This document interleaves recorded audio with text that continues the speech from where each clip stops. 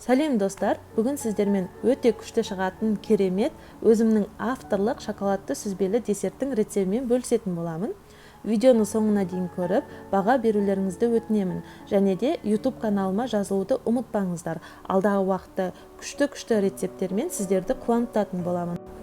Ал қазір жасалуына келетін болсақ, 30 грамм желатинге 50 мл сүтті құямыз дағыны араластырып, ісінгенге дейін жарты сағатқа қойып қоямыз. Барлығы 500 грамм сүзбенің 300 грамм сүзбесіне 100 мл сүт пен 100 грамм қант ұнтағын салып, араластырып бір шетке қоямыз.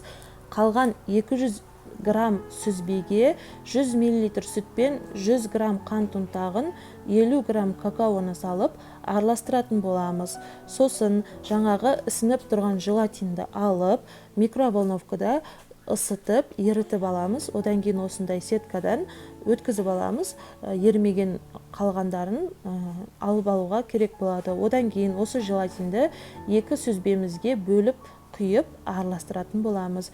Осындай бір форманы өзіңіздің қалауыңыздағы соған пищевая пленканы саласыздар.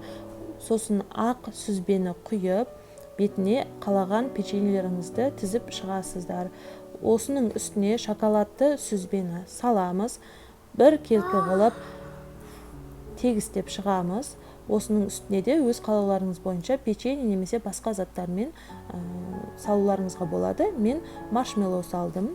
Маршмеллоуды салғаннан кейін барып, жақсылап үстін басқандарыңыз дұрыс болады, өйткені кейін аударғанда шашырап кетуі мүмкін.